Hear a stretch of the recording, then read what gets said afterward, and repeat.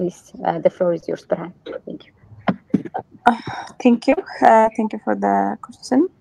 So in Tigray, what I believe is primary should do foster holistic approaches for healing and resilience that encompass psychological, physical, social, and spiritual dimensions, and also promote trauma-informed care, psychosocial support services, legal assistance that can lead us to justice and accountability, and economic empowerment programs, as Moon also explained in Myanmar, and community-led initiatives that promote healing and recovery. So international organizations and NGOs and regional actors should collaborate to conduct through need assessment, not based on their resources, but they should conduct through need assessments to understand the specific challenge faced by women in Tigray.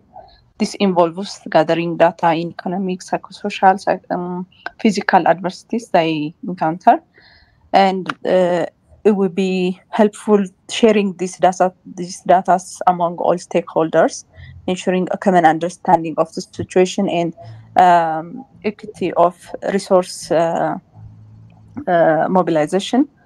And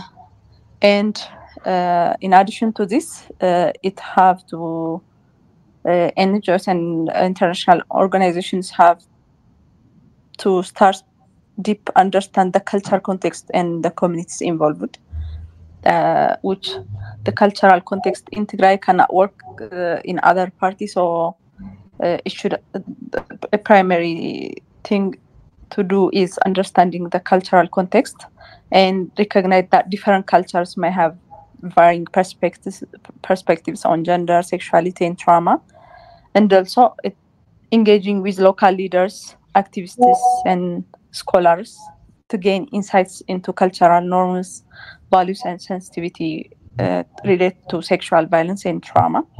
With other community, like we start now with Myanmar, building trust and relationships is a fundamental in cross-cultural collaborations, which you're investing time building trust with community members, and also advocate for policies and for policy changes in our context, and also collaborating with other community at the local, national, and international level to address the root cause of this weaponized rape and the stigma that they're facing, and also the solutions this can be done by mobilized community members, civic society who are working on these topics, policymakers to demand accountability.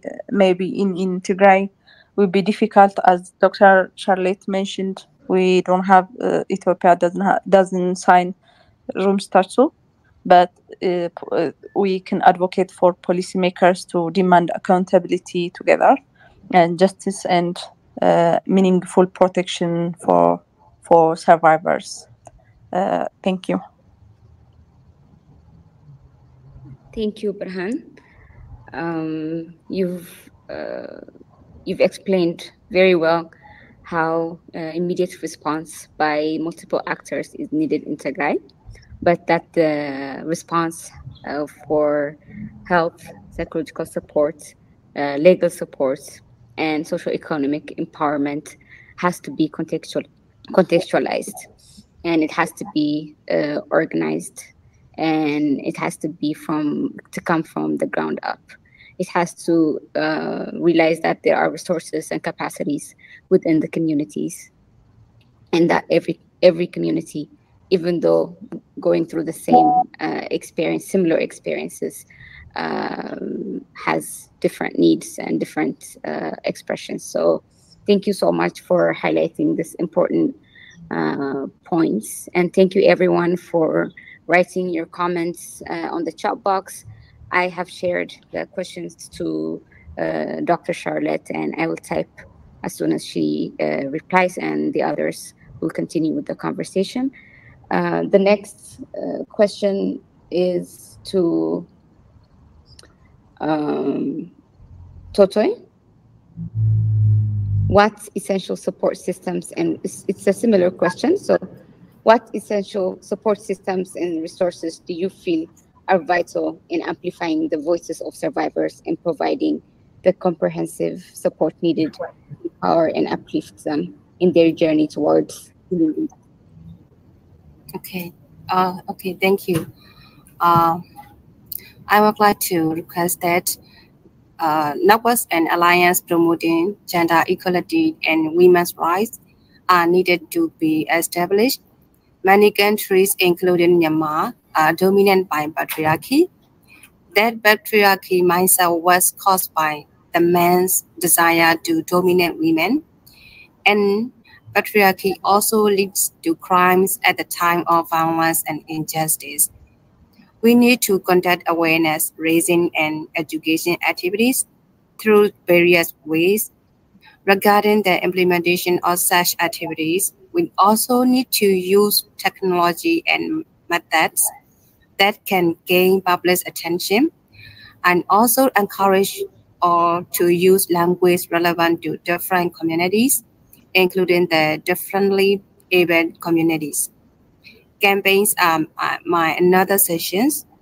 Furthermore, I need to conduct research that identifies the perpetrator of sexual violence case. It will also amplify the voice of the survivors and contribute to building evidence for the crimes. The most important point is that we need to society to be a peaceful one without wars.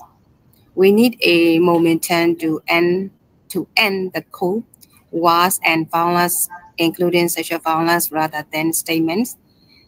Thus, we need to have platforms where regional level civil society organizations network can cooperate and coordinate to make hidden voice heard. Such networks need to systematically conduct awareness raising activities, advocacy work, and documentation. Thank you. Thank you so much. You have clearly addressed the importance of gender equality and fighting patriarchy at all times. There are different reasons why, different theories you can see why there is weaponization of rape in the community, and gender inequality and patriarchy sits in the heart of most theories or causes. So in addition to others, and always at any point fighting this inequalities and patriarchy is key.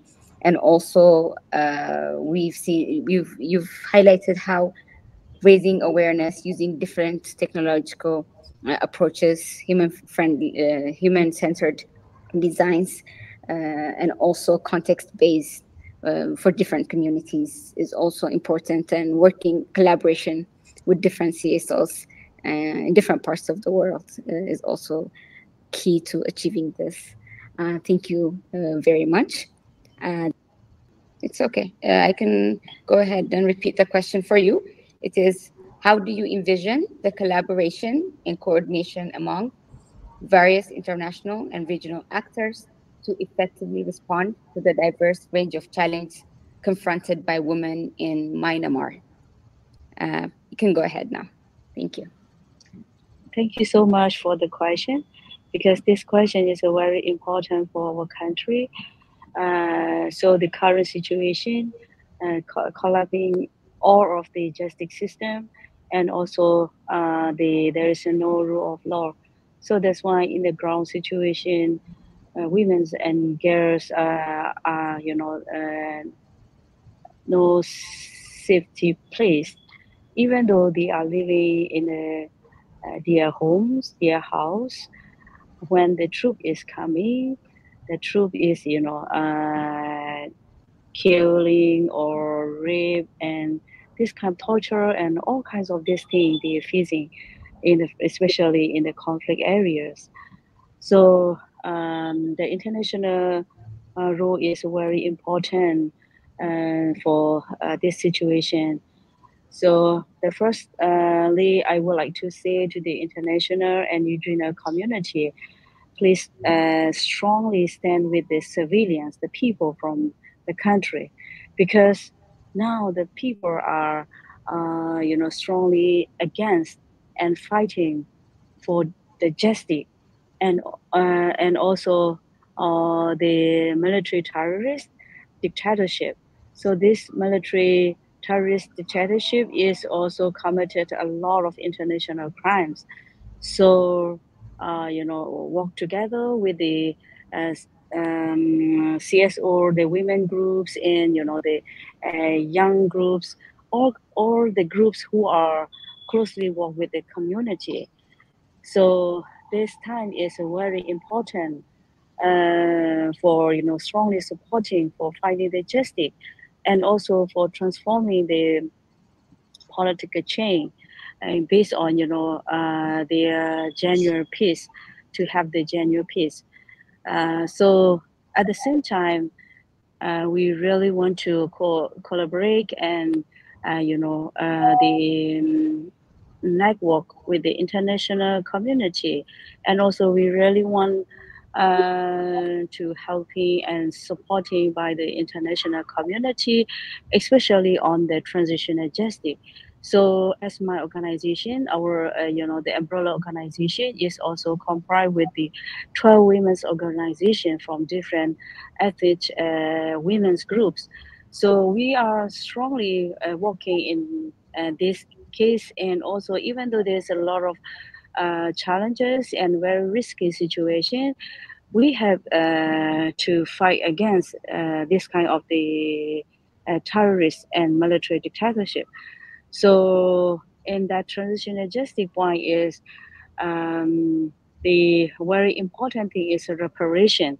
Now the current situation, through our member organization, they also running their own safe house to give support to the survivor. So some kind of supporting for the restoring or reparation or supporting into the survivor and their family through their safe house activity. So in that cases, that is very difficult to finding the funding or technical supporting in that issue. So international community or donor must regarding on this issue to give strongly supporting. At the same time, for the institutional reforming is also very important for the future transform the federal democracy. So as my organization is also strongly and actively involved in this political platform. So especially for institutional reforming. So now we are working, on the need assessments, taking the interview with the survivors and what they really need and what they want, or based on the advices, we are trying to prepare, develop the policy recommendation, especially for the reparation. So in that case, is also a lot of the international supporting we need. So at the same time, for the prosecution, that prosecution part is also very important for in current, and this kind of atrocity happen again and again in the country. So that's why as the international role is important for taking action on this prosecution.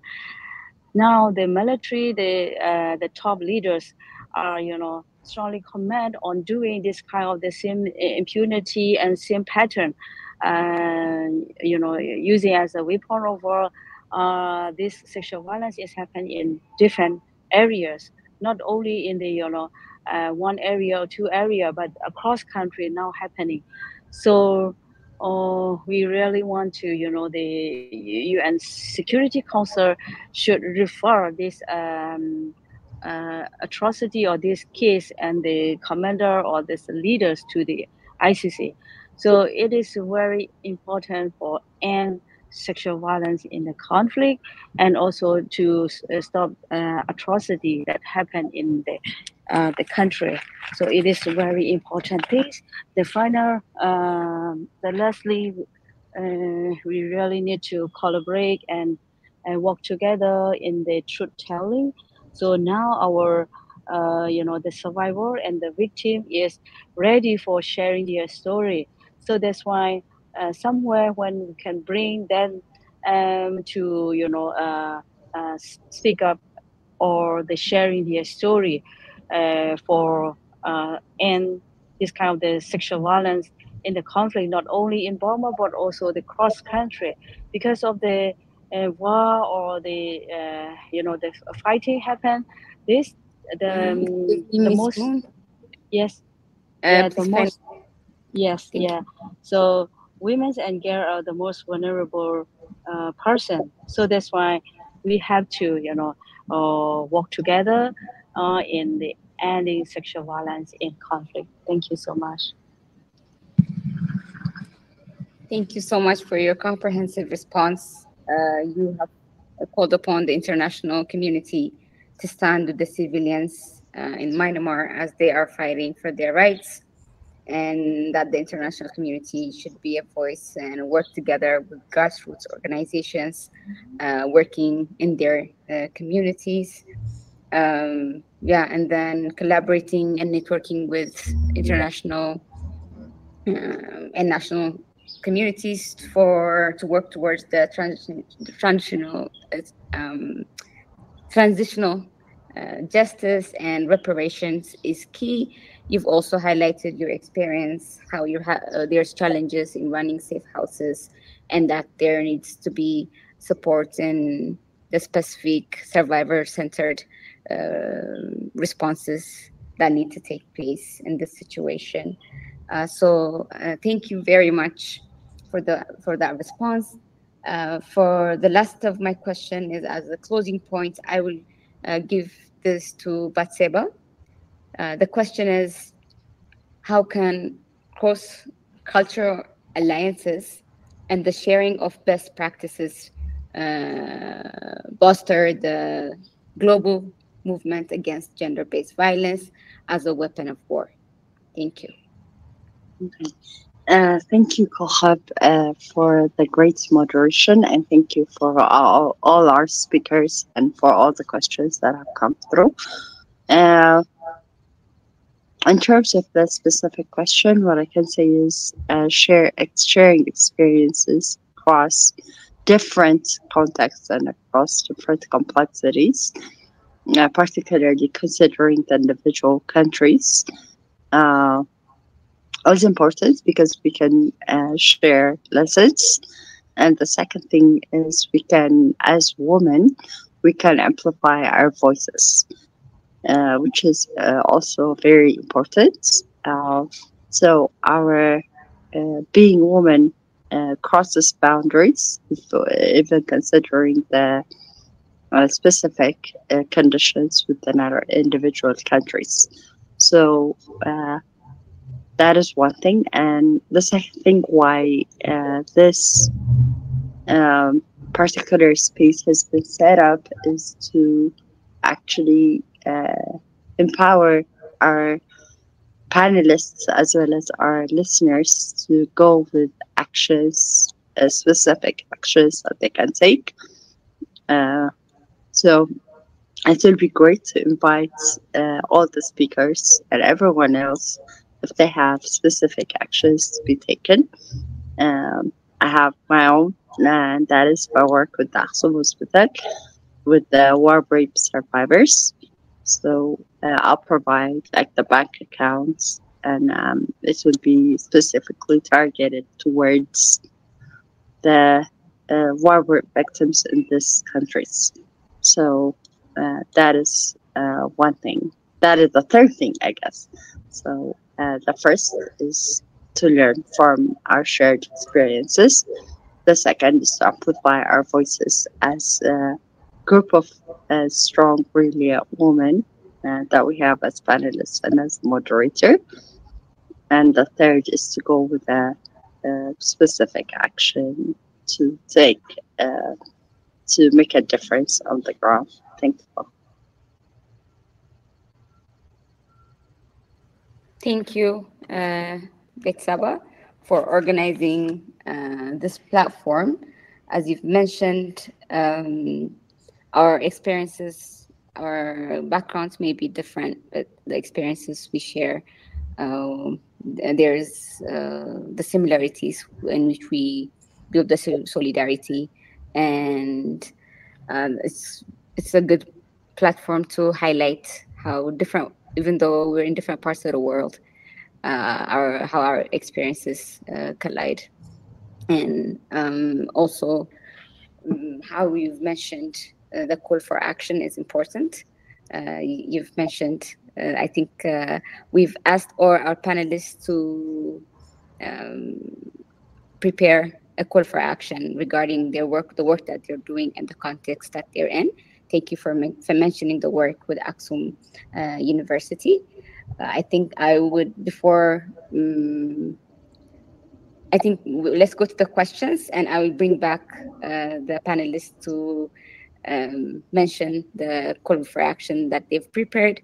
So we have, if you can see within the chats, we have some questions. The first one is for our team from Myanmar. It's from Laaka, and it reads, given the collaboration between different ethnic groups to resist the military junta in Myanmar, how does that affect your work in solidarity in gender-based violence? And what can others learn from the experience? I think this could be answered by Ms. Moon or Ms. Totoy. Please go ahead and feel free to respond to this question.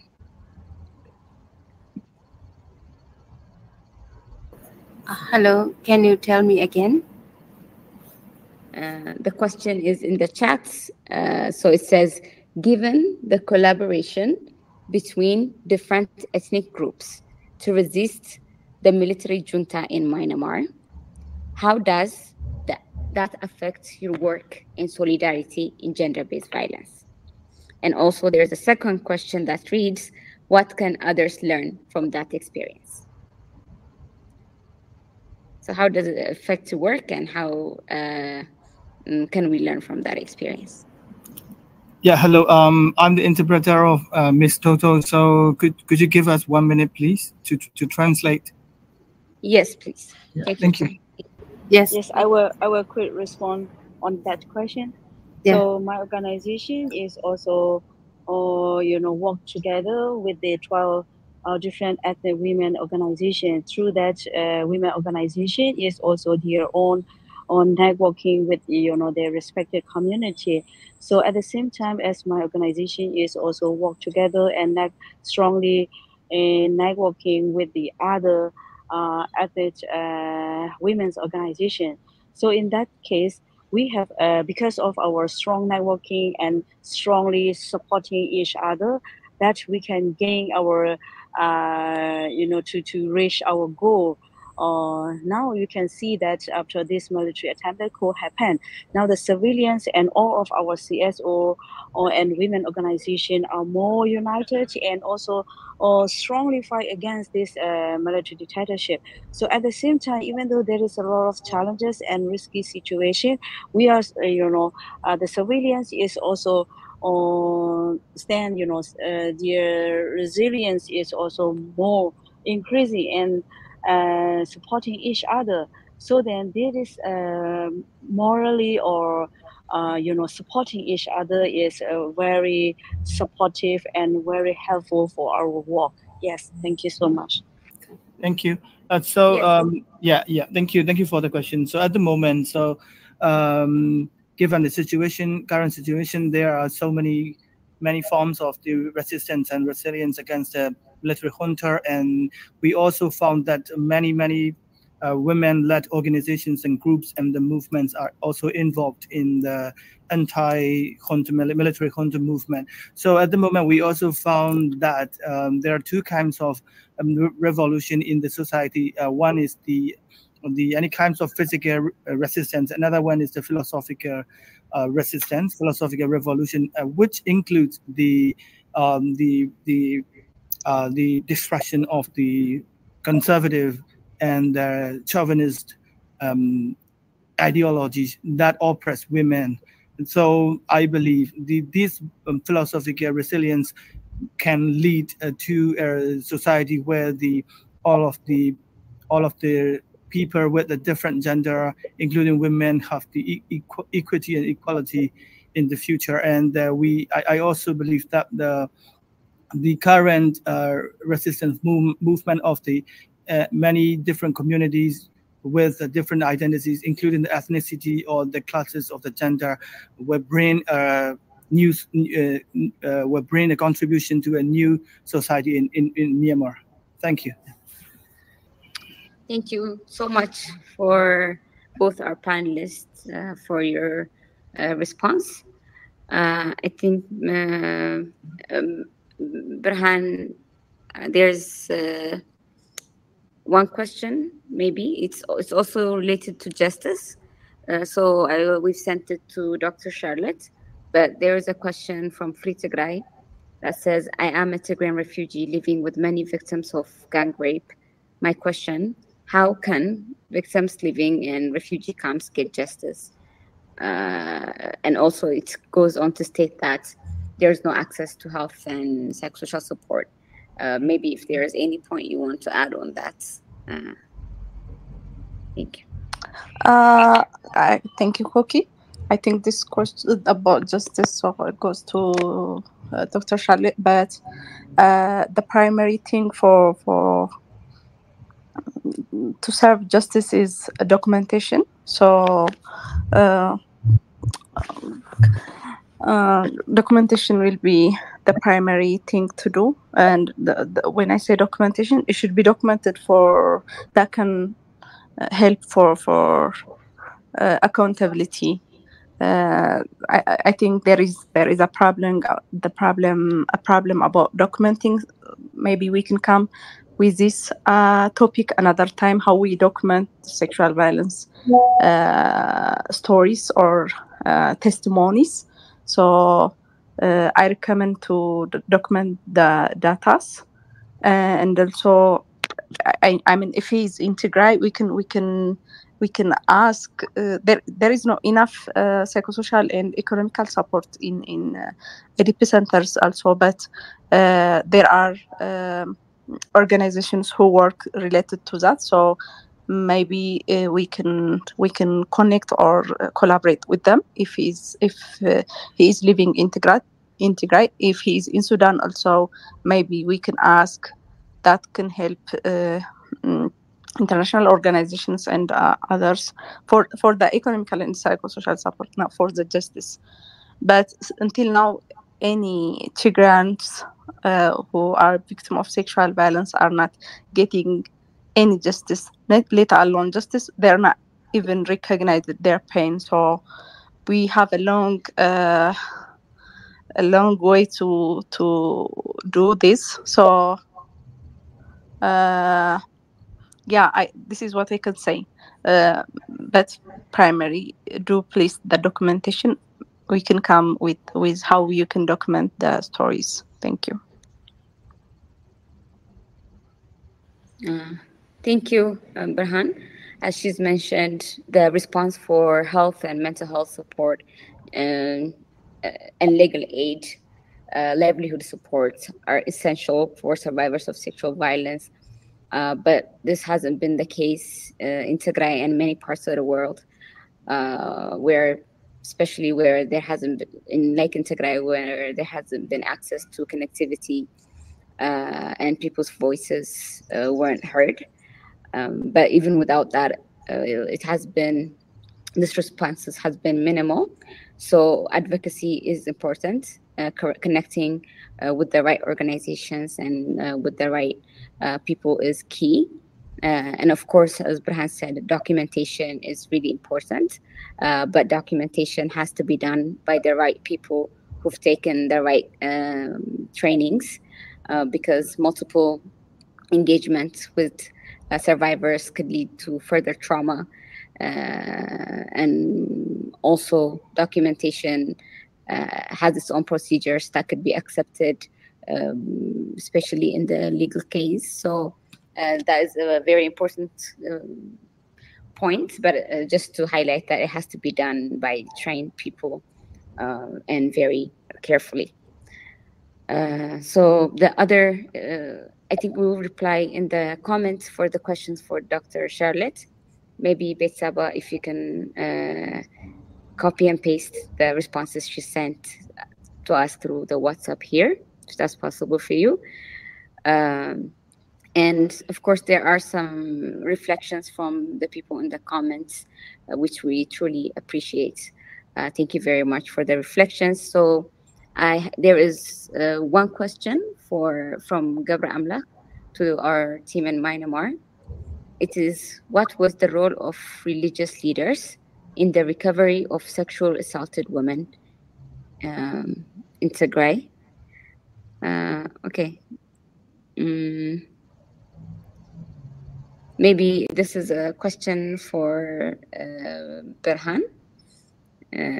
So also, I think it could be for both. So what was the role of religious leaders in the recovery of sexual assaulted women in Tigray for sexual survivors? And religious leaders are the exacerbators of the stigma. How is this seen in Myanmar? So I think it's because, BRHAN, you've explained it very well earlier, how the stigma is not only coming from the community, it's also from the religious institutions. So we want to counter this question and ask the team from Myanmar, how was the experience there? Thank you. Both Ms. Moon, and Ms. Toy Toy can respond to this question. So please go ahead.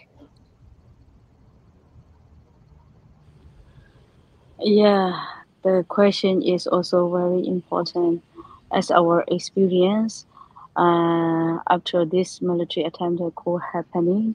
So gender-based violence case is increasing than before because especially in the IDP camps and also the refugee and in the country.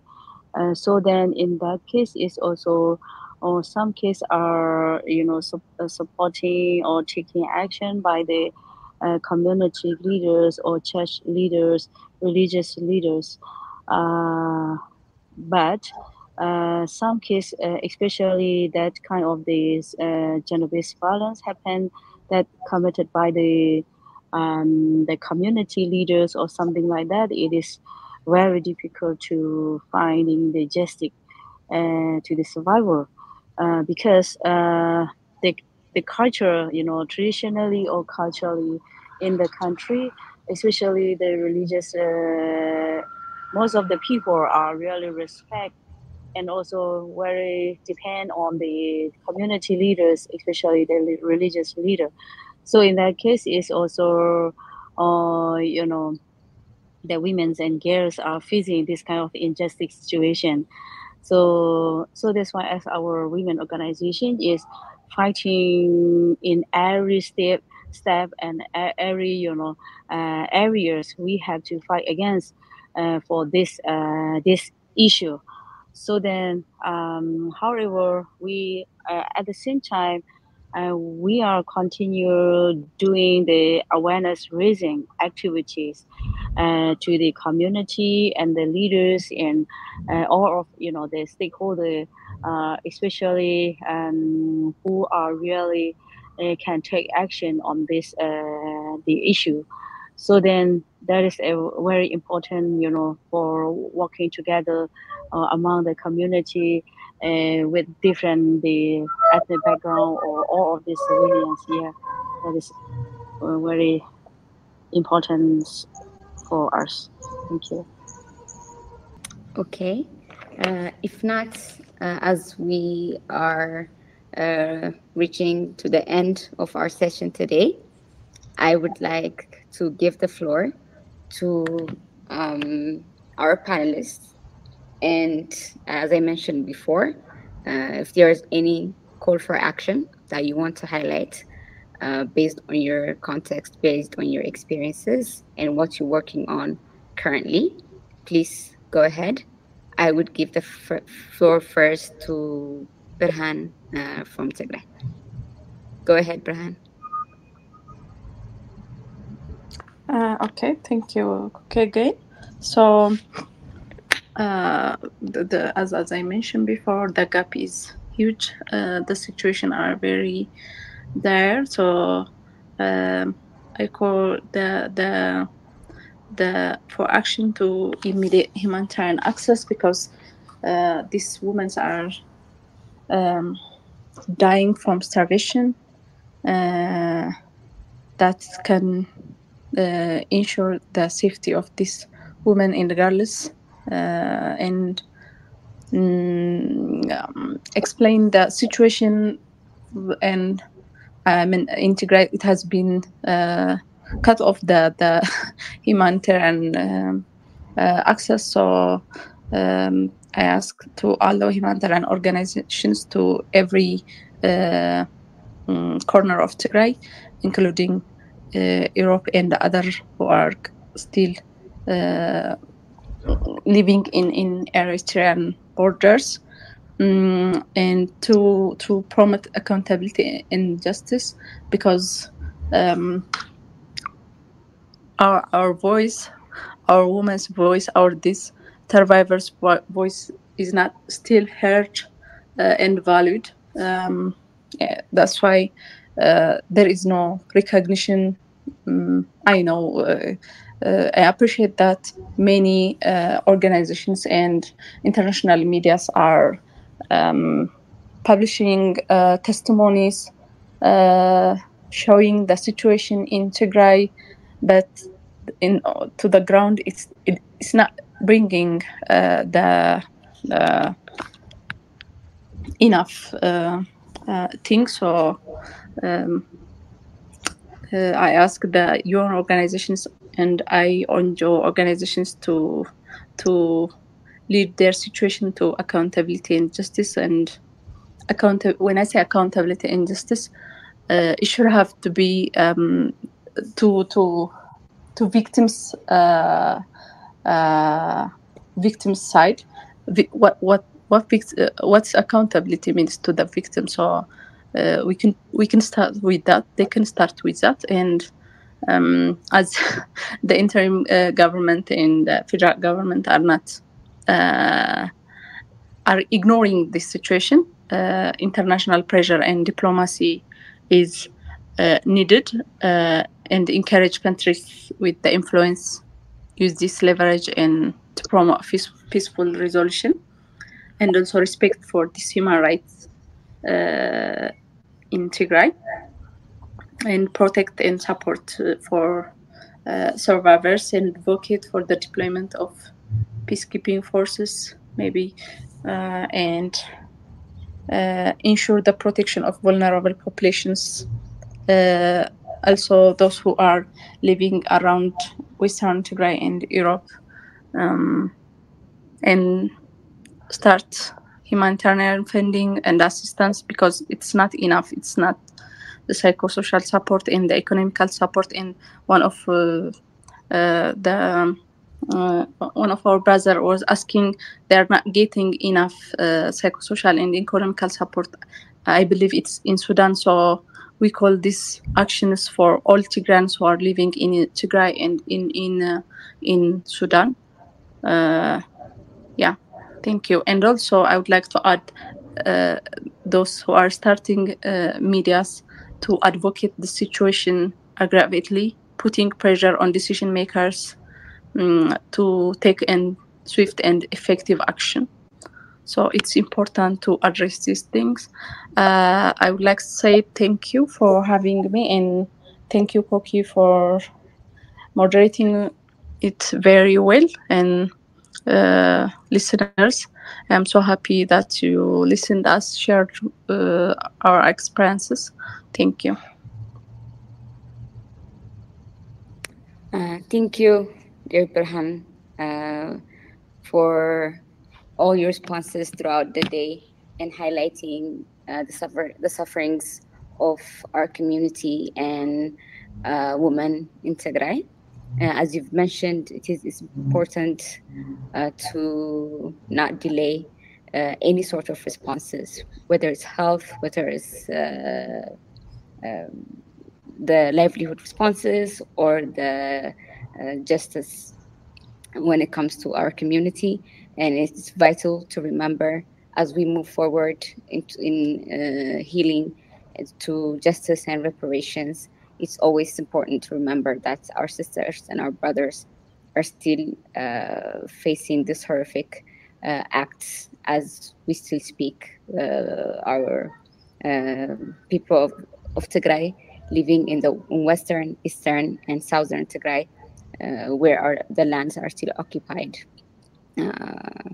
So this is an important point that you've highlighted. Thank you for that.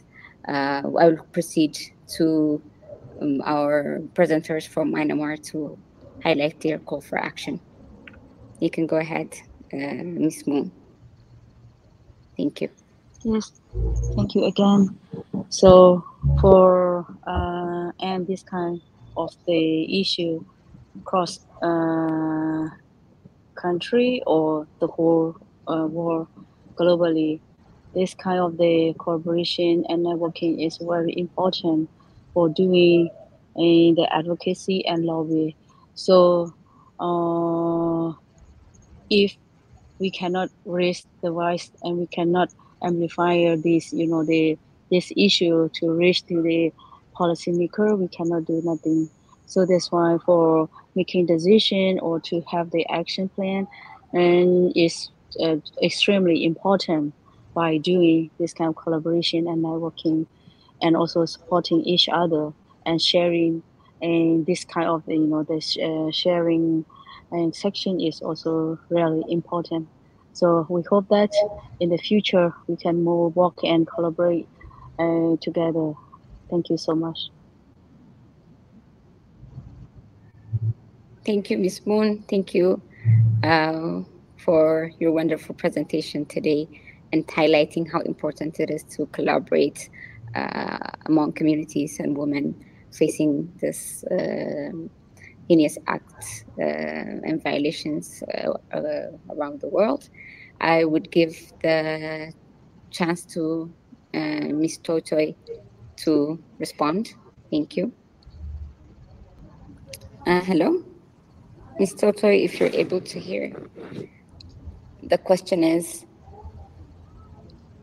if you have anything you want to share with the world, a call to action.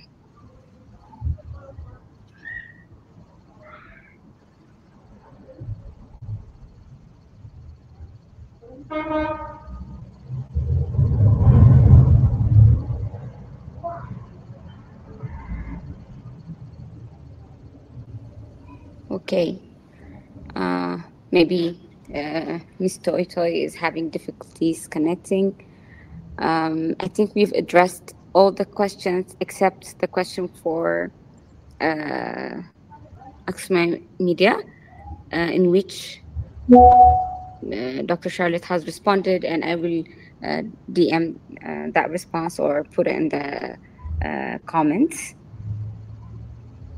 And before we close, maybe before my closing remarks, if our organizer has anything to say.